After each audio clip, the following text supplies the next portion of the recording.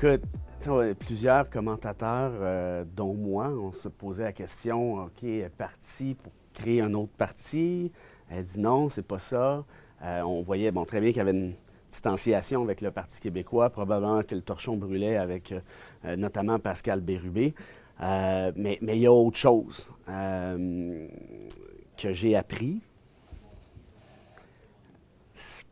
Ils ne vont pas créer un autre parti, mais il va y avoir dans les prochaines semaines un mouvement de scission assez important où certaines personnalités indépendantistes, ex-péquistes, vont sortir publiquement pour proposer d'enterrer le Parti québécois dans sa forme actuelle. Est-ce que ça repartirait sous un autre nom?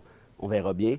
Pourquoi? Parce que le constat, et ce n'est pas Catherine Fournier qui est ma source, là, je tiens à le préciser, puis j'ai plus qu'une source aussi là-dessus, mais c'est de ne pas créer un nouveau parti parce qu'ils se disent, ce sont des gens intelligents, là, il n'y a pas de place pour 3 partis indépendantistes, ça ne fonctionnera pas.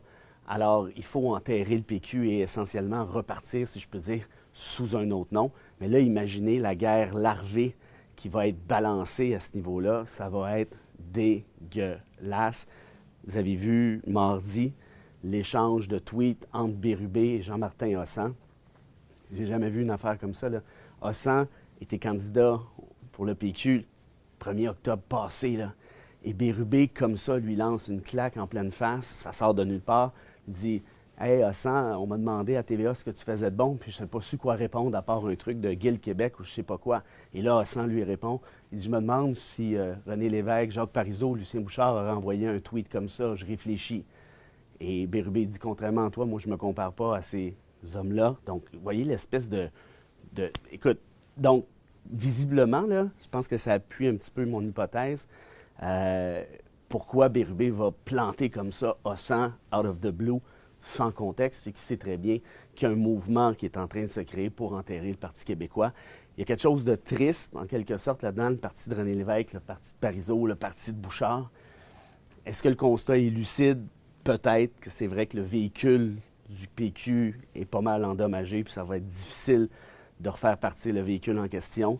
Il y a une tendance depuis les années Bouchard, hein, au Parti québécois, dans les suffrages, qui s'en va comme ça c'est inéluctable, peu importe le chef. On peut penser que c'est la faute de Lisée, mais avant on pensait que c'était la faute de Péladeau, puis après c'est la faute de Marois, puis la faute de Boisclair, la faute de Landry. Il arrive un moment donné où c'est juste les circonstances puis la conjoncture qui sont faites de manière telle. Alors, on va suivre ça de près. Je pense que ça va nous donner beaucoup de petites vidéos.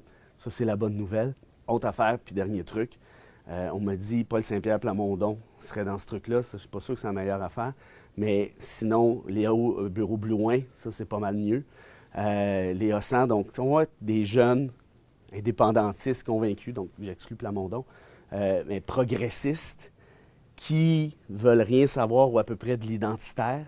Hein, tu mets Hossan puis Bocoté là, dans la même salle, là, ça va mal finir. Là. Donc, est-ce qu'on va redéfinir ce parti-là sur une base donc plus progressiste qui refuse cet identitaire-là, peut-être pas à 100%, mais quand même?